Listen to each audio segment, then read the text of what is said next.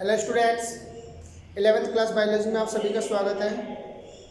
आज हम इस वीडियो में लेसन नंबर 2 के बारे में अध्ययन करेंगे। लेसन नंबर 2 है जीव जगत का वर्गीकरण। ठीक है, पिछले अध्याय में हमने सजीव जगत के बारे में पढ़ा था कि सजीवों के कौन कौन से लक्षण हैं, ठीक है, उनका वर्गीकरण किस प्रकार करते हैं। आज हम इस लेसन के अंतर्गत जीव जगत को कितने समूहों में बांटा गया है, वर्गों में बांटा गया है, ठीक है, उसका अध्ययन करेंगे। देखिएगा इसमें जीव जगत का वर्गीकरण। तो सबसे पहले हम देखते हैं कि वर्गीकरण कहते किसे हैं, क्योंकि जब तक जीवों का वर्गीकरण नहीं होता है तब तक हमें ये पता नहीं रहता कि कौन सा सजीव क्या है। तो यहाँ पर सबसे पहले हम देखते हैं वर्गीकरण की परिभाषा।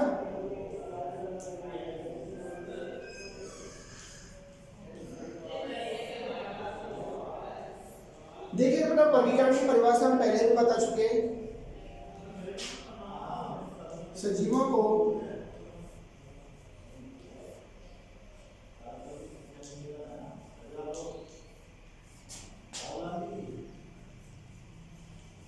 उनमें पाई जाने वाली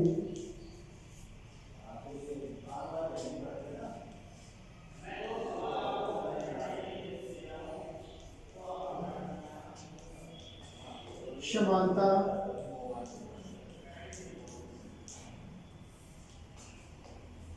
व असमानताओं के आधार पर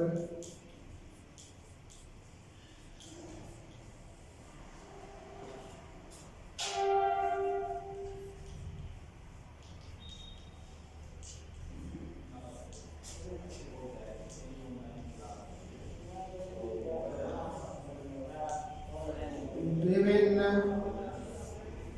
वर्गों या समूहों में बांटना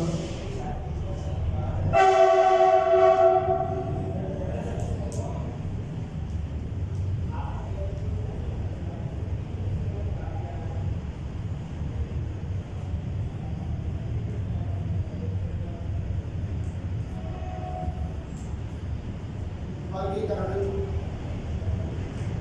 पहला।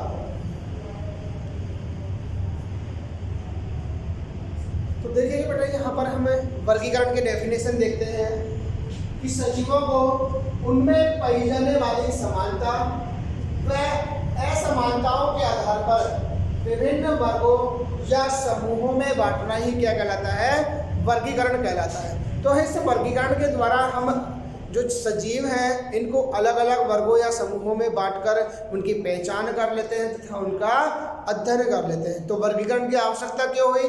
क्योंकि जो अलग अलग जीव हैं उनकी पहचान की जा सके तथा उनके बारे में जानकारी प्राप्त हो सके। अब देखो, जीव जगत का वर्गीकरण के बारे में हम बात करें तो जीव जगत का वर्गीकरण का सबसे पहला प्रयास किया था अरस्तु ने, अर्थात सजीवों को बांटने का पहला कार्य किया था किसने? अरस्तु ने। अरस्तु ने सजीवों को दो भागों में बांटा, अर्थात जितने भी जीव थे या सजीव थे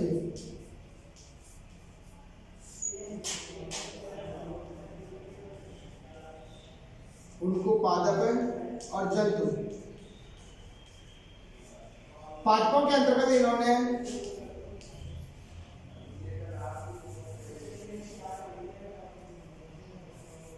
वृक्ष, शाक व झाड़ी। तो पादपों को इन्होंने वृक्ष, शाक और झाड़ी के अंतर्गत बांटा था, जबकि जंतुओं को इन्होंने रक्त में लाल रंग की उपस्थिति तथा अनुपस्थिति के आधार पर दो भागों में बांटा, एनेमा और इनेमा। तो अरस्तु ने जो समस्त जंतु है इन समस्त जंतुओं को रक्त के लाल रंग की उपस्थिति तथा अनुपस्थिति के आधार पर दो भागों में बांट दिया, एक तो एनेमा और सेकेंड इनेमा। एनेमा के अंतर्गत इन्होंने ऐसे जंतुओं को रखा जिनके रक्त का रंग लाल नहीं होता है।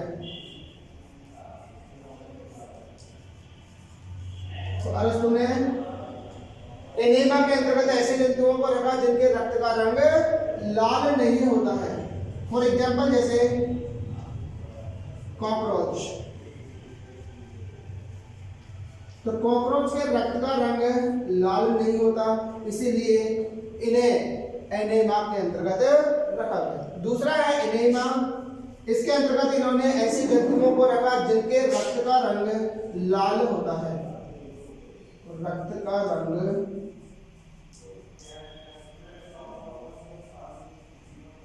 लाल होता है।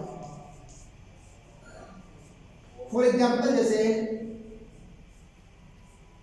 हमारा ही देखिए, मनुष्य के रक्त का रंग कैसा होता है बेटा, लाल होता है, तो इसके अंतर्गत मनुष्य आ जाएगा। और जैसे कि केंचुआ है, तो केंचुए के रक्त का भी रंग कैसा होता है बेटा, लाल होता है। ठीक है, तो यहाँ पर एनेमा के अंतर्गत ऐसे जंतुओं को रखा गया जिनके रक्त का रंग लाल नहीं होता, फॉर एग्जाम्पल जैसे कॉकरोच। और एनेमा के अंतर्गत ऐसे जंतुओं को रखा गया है जिनके रक्त का रंग लाल होता है, फॉर एग्जाम्पल जैसे मनुष्य है, केंचुआ है इत्यादि। इसके पश्चात द्विजगत वर्गीकरण पद्धति दी गई थी।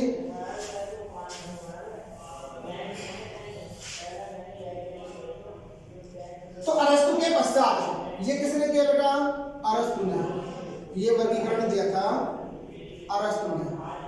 तो अरस्तु के पश्चात विभिन्न वैज्ञानिकों ने वर्गीकरण की अलग अलग पद्धतियां दी गई, और वे कौन कौन सी पद्धतियां हैं, जैसे देखो उनमें पहली है द्विजगत वर्गीकरण पद्धति।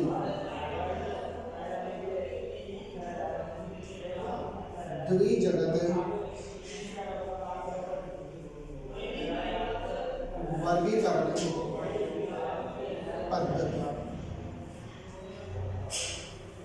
देखो नाम से स्पष्ट है, द्विजगत वर्गीकरण। ठीक है, अर्थात इस पद्धति का प्रतिपादन किया, तो इसके प्रतिपादक है कैरोलस लीनियस,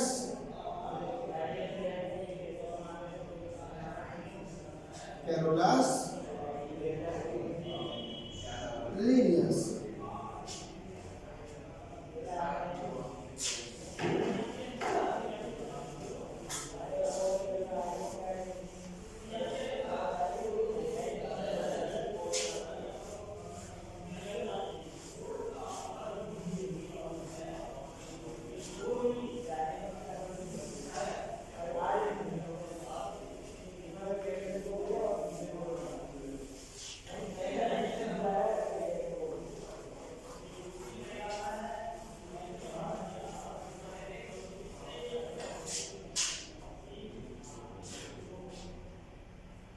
स्पष्ट है द्विजगत पद्धति।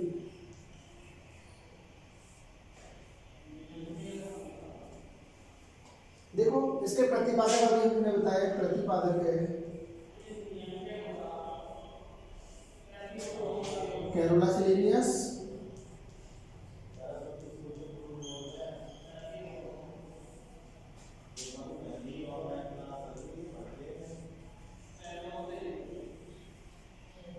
ठीक है। इन्होंने समस्त जीवों को या समस्त सजीवों को दो भागों में बांटा, अर्थात दो जगतों में बांटा, पादप जगत और जंतु जगत।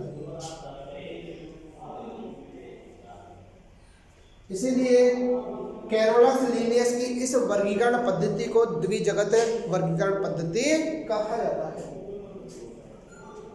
पादपों के अंतर्गत इन्होंने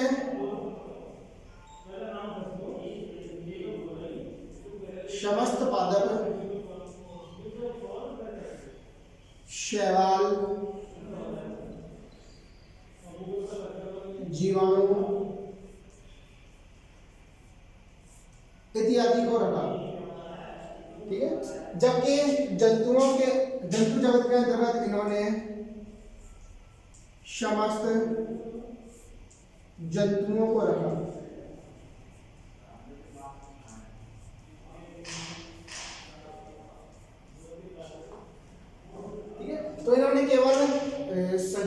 इनको दो ही जगतों में बांटा, पादप जगत और जंतु जगत।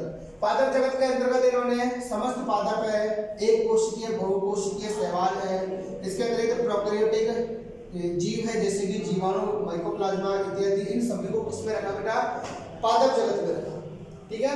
और जो समस्त जंतु है, चाहे एक कोशिकीय जंतु हो या बहुकोशिकीय जंतु हो, इन सभी जंतुओं को इन्होंने जंतु जगत के अंतर्गत रखा। तो इस वर्गीकरण पद्धति की कुछ कमियां हैं।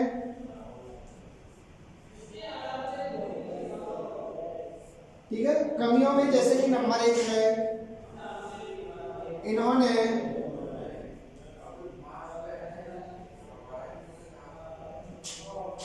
एक कोशिकीय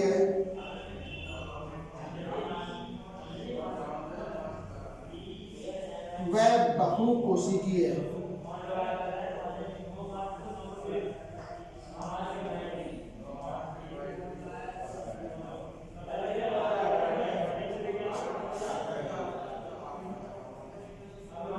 जीवों को एक साथ रखा। तो इनके वर्गीकरण की पहली कमी है बेटा कि इन्होंने एक कोशिकीय और बहुकोशिकीय जो जीव थे इनको अलग अलग न रखकर इनको एक साथ ही रख दिया। दूसरी कमी क्या थी कि इन्होंने प्रोकैरियोटिक और यूकैरियोटिक इन जीवों को एक साथ रखा। सेकंड कमी क्या है? इन्होंने प्रोकैरियोटिक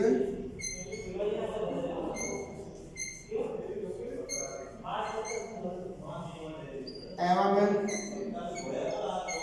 यूकैरियोटिक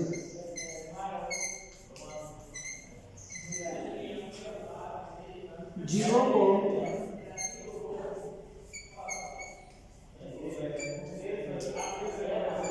एक साथ रखा।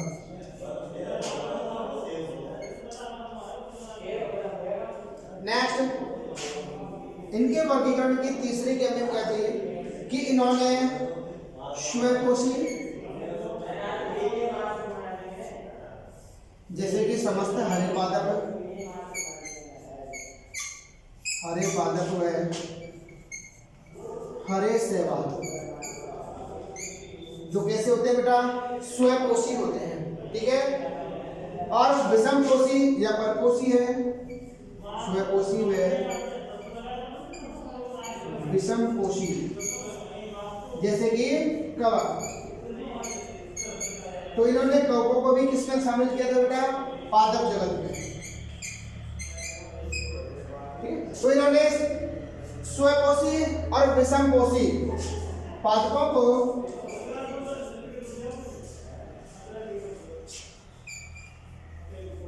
एक साथ रखा, जो कि इनके वर्गीकरण की कमियां हैं। तो कमियों में पहला हो जाएगा, इन्होंने एक कोशिकीय और बहुकोशिकीय जीवों को एक साथ रख दिया था, उनको अलग अलग डिवाइड नहीं किया था। दूसरी कमी है कि इन्होंने प्रोकैरियोटिक और यूकैरियोटिक जो कि अलग अलग प्रकार के जीव होते हैं, इन प्रोकैरियोट्स व यूकैरियोट्स जीवों को एक ही साथ रखा था, जबकि दोनों क्या है? डिफरेंट प्रकार के जीव होते हैं। इसके अतिरिक्त इन्होंने स्वकोशी और विषमकोशी दोनों प्रकार के जो पादप है इनको एक साथ ही रख दिया था, जो इनके वर्गीकरण की बहुत बड़ी कमी थी। नेक्स्ट है सेकेंड,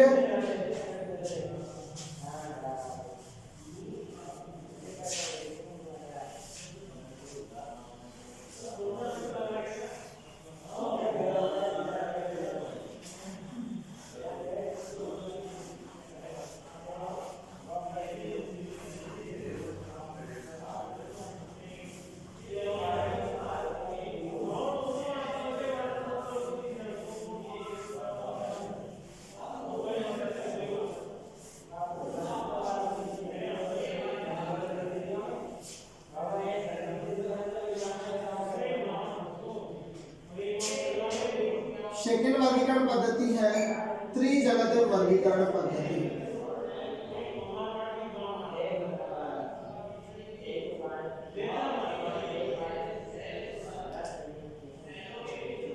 देखो इस पद्धति के प्रतिपादक है बेटा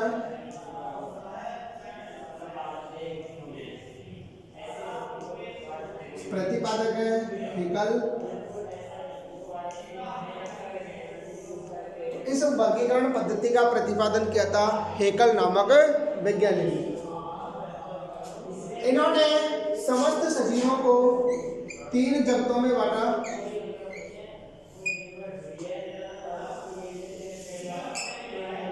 कौन कौन से?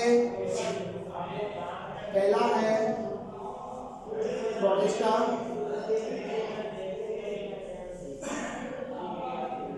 दूसरा जगत पादप जगत या प्लांटी, और तीसरा जगत है जंतु जगत या एनिमेलिया।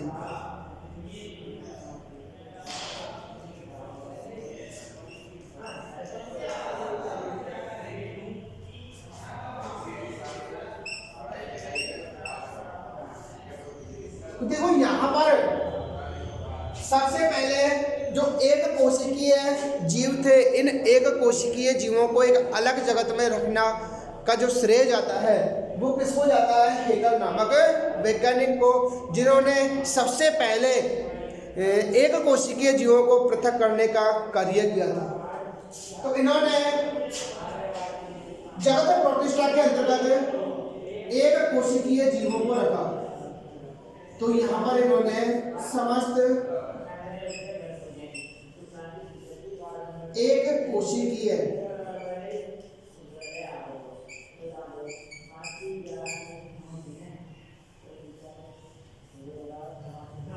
जीवों को रखा।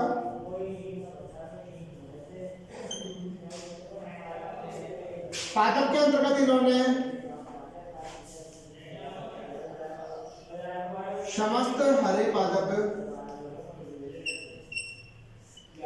व बहुकोशिकीय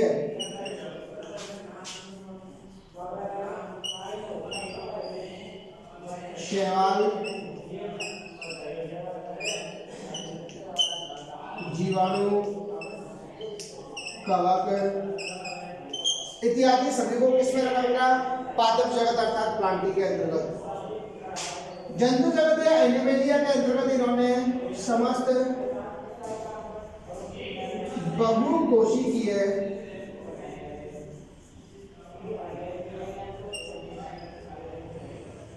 जीवों को रखा।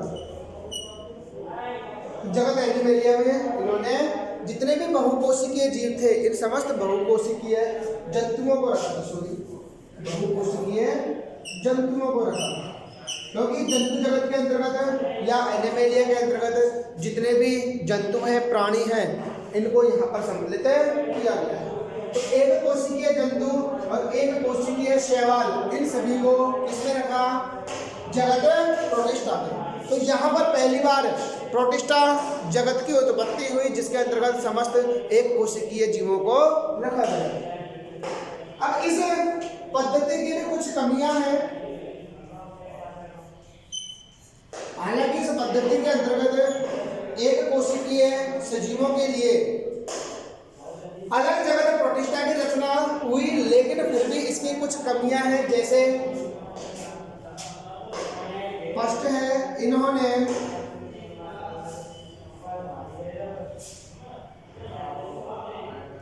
प्रोकैरियोटिक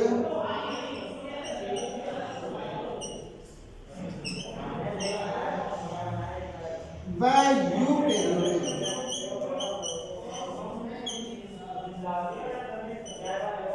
जीवों को एक साथ रखा।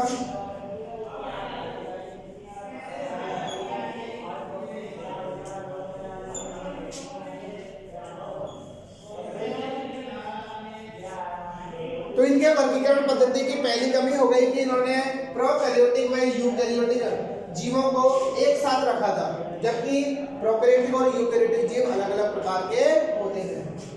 दूसरी कमी क्या थी कि इन्होंने स्वयपोषी, जैसे कि हरे पादप हैं, तो इन्होंने स्वयपोषी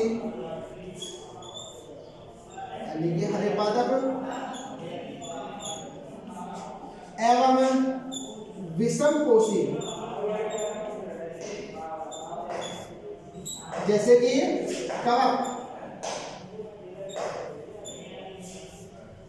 पादपों को एक साथ रखा।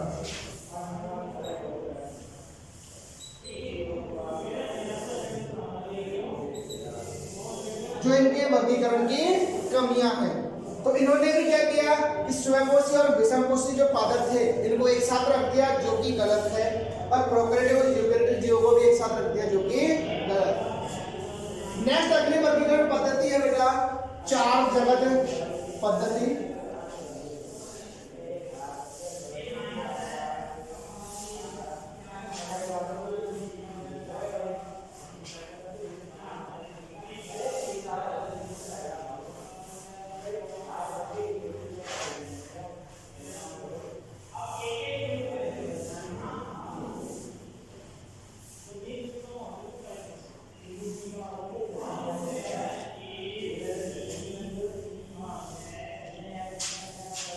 नेक्स्ट अगली वर्गीकरण पद्धति है थर्ड चार जगत वर्गीकरण पद्धति।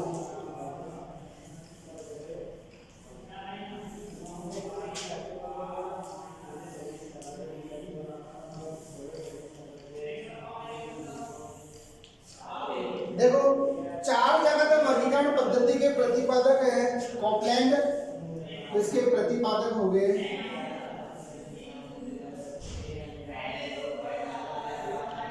कॉपलैंड।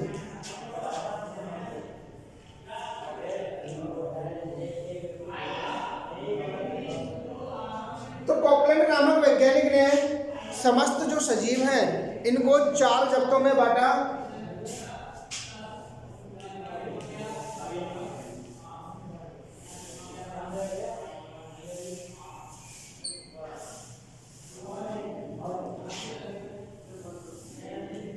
मोनेरा यानी जगत मोनेरा,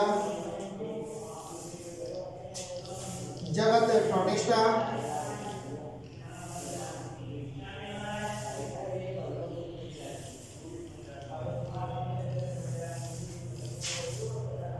जगत प्लांटी या पादप,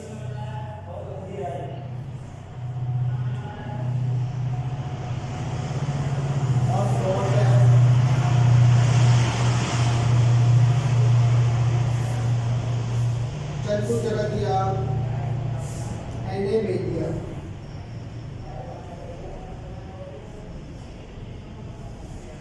तो कॉपलैंड नामक वैज्ञानिक ने समस्त जीवों को चार जगतों में बांटा, जगत मोनेरा, जगत प्रोटिस्टा, जगत प्लांटी या पादप और जगत एनिमेलिया जंतु जगत। जगत मोनेरा के अंतर्गत इन्होंने समस्त प्रोकैरियोटिक जीवों को रखा,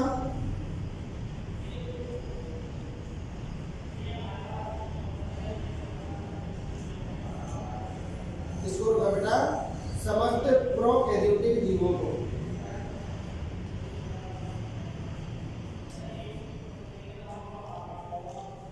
जगत प्रोटिस्टा के अंतर्गत इन्होंने समस्त एक कोशिकीय जीवों को रखा। तो प्रोटिस्टा के अंतर्गत समस्त एक कोशिकीय जीवों को सम्मिलित किया गया है। थर्ड जगत था प्लांटी या पादप जगत। तो प्लांटी या पादप जगत के अंतर्गत इन्होंने समस्त पादपों को एवं बहुकोशिकीय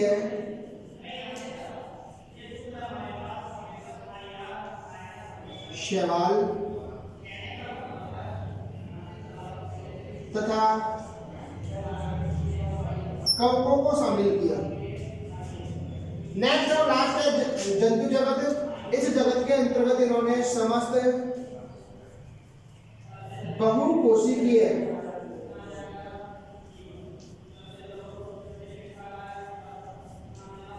जंतुओं को रखा।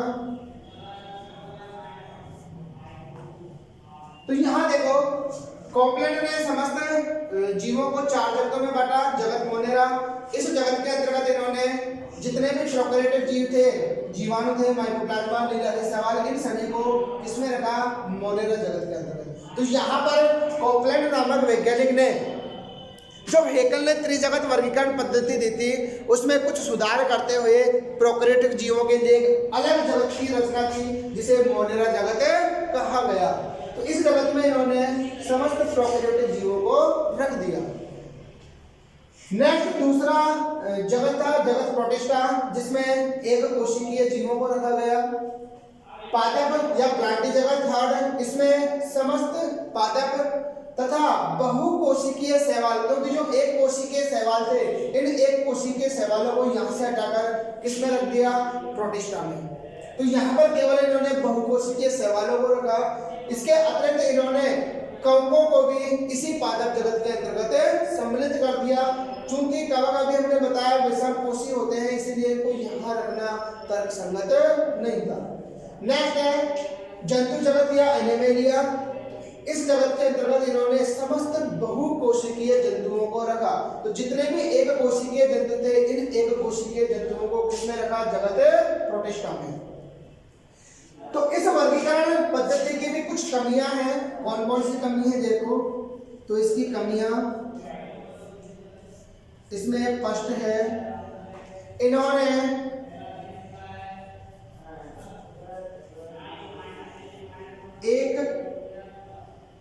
स्वपोषी पादप एवं विषमपोषी, जैसे कि कवक,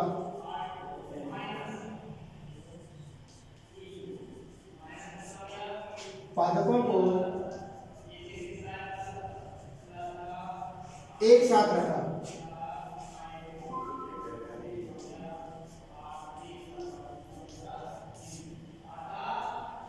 तो इन्होंने यहां पर पादप जगत से प्रोकैरियोटिक जीवों को अलग कर दिया था, लेकिन इसकी भी एक कमी क्या रह गई कि यहाँ पर इन्होंने कवकों को पादप जगत के अंतर्गत ही सम्मिलित कर दिया, क्योंकि पादप और शैवाल तो कैसे होते हैं बेटा, स्वपोषी जीव होते हैं। लेकिन जो कवक है, ये कवक विषमपोषी होते हैं, अर्थात जंतुओं के समान भोजन ग्रहण करते हैं। तो इन्होंने कवकों को इसी पादप जगत के अंतर्गत शामिल कर दिया, जो कि गलत था। तो इस वर्गीकरण पद्धति की एक ये कमी थी। नेक्स्ट और लास्ट है पंच जगत वर्गीकरण पद्धति। पूरा हो गया है।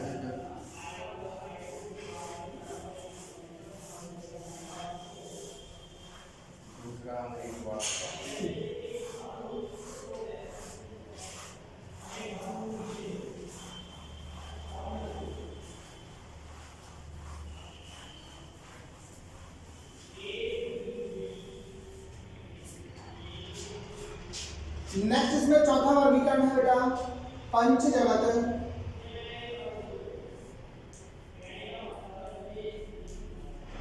वर्गीकरण पद्धति।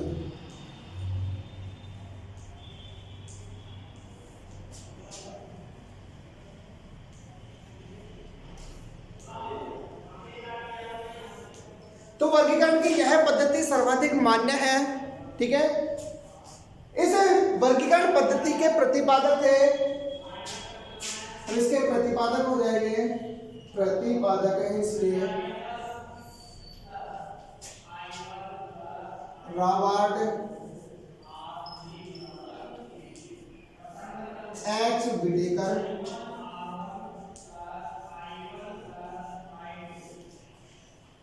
तो यह वर्गीकरण पद्धति रॉबर्ट एच विटेकर नामक वैज्ञानिक ने प्रतिपादित की। इन्होंने समस्त सजीवों को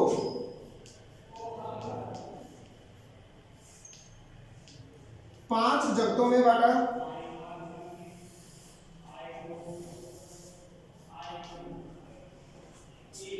कौन कौन से हैं? पहला जगत था बेटा मोनेरा,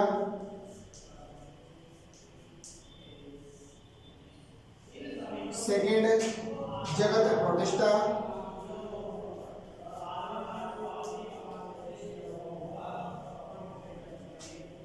थर्ड जगत फंजाई,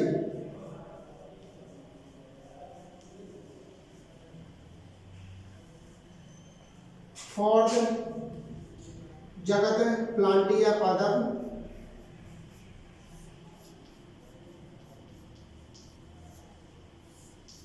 और फिफ्थ राष्ट्र जगत जंतु या एनिमेलिया।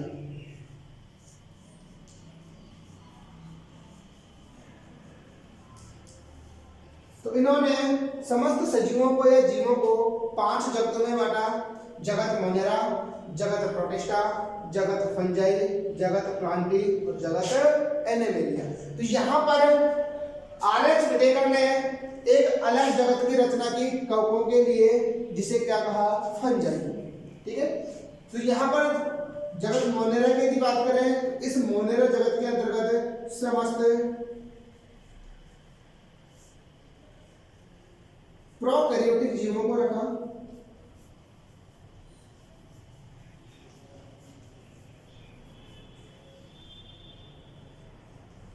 तो मोनेरा में समस्त प्रोकैरियोटिक जीव सम्मिलित किए गए हैं। सेकेंड है जगत प्रोटिस्टा, इसमें समस्त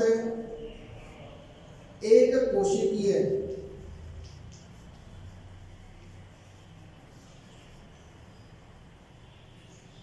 जीवों को रखा गया। नेक्स्ट है जगत फंजाई, जिसकी रचना किसने की थी, आरएच विटेकर ने की। इस जगत फंजाई के अंतर्गत इन्होंने कवकों को रखा, जो कि कैसे होते हैं बेटा, विषम कोशी होते हैं। नेक्स्ट है जगत पादप या प्लांटी जगत, इसके अंतर्गत इन्होंने समस्त पादप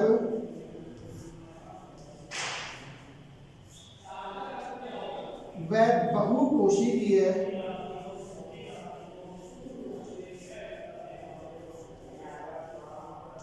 शैवालों को रखा। और नेक्स्ट जंतु जगत, इसके अंतर्गत इन्होंने समस्त बहुकोशिकीय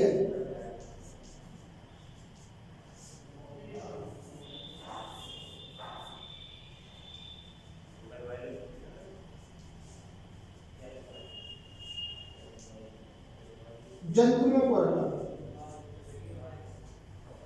तो आरएच विटेकर ने समस्त जीवों को 5 जगतों में बांटा। जगत मोनेरा, जिसके अंतर्गत इन्होंने प्रोकैरियोटिक जीवों को रखा। जगत प्रोटिस्टा, जिसके अंतर्गत इन्होंने समस्त एककोशिकीय जीवों को रखा। जगत फंजाई, जिसमें इन्होंने पहली बार कवकों को जगत प्लांटी से अलग किया। ठीक है, क्योंकि जो कवक है ये विषम कोशी होते हैं, जबकि अन्य जो पादप हैं, हरे पादप, वो कैसे होते हैं, स्वकोशी जीव। इसीलिए इन्होंने कवकों को इस पादप जगत से हटाकर एक अलग जगत में रखा, जिसे फंजाई जगत कहा गया। तो पादप जगत में समस्त हरे पादप और बहुकोशिकीय शैवालों को सम्मिलित किया गया है। जंतु जगत के अंतर्गत समस्त बहुकोशिकीय जंतुओं को सम्मिलित किया गया है।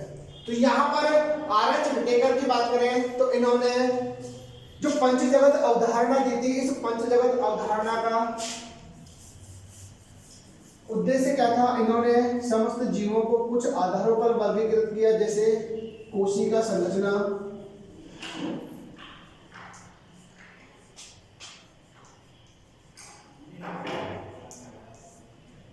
सेकेंड शरीर संरचना,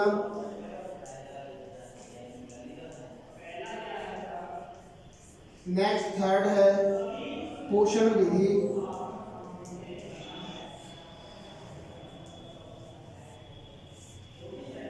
नेक्स्ट जाति वृत्तीय संबंध,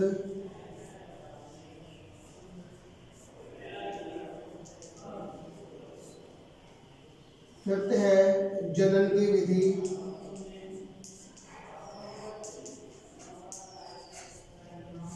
ठीक है। तो ये कुछ आधार थे, इनके वर्गीकरण के प्रमुख मापदंड थे, ठीक है, जिसके आधार पर इन्होंने समस्त सजीवों को 5 जगतों में बांटा।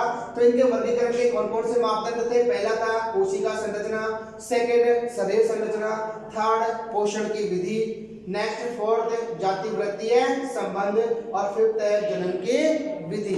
तो ये कुछ मापदंड थे किसके, आरएच विटेकर की वर्गीकरण की पद्धति के।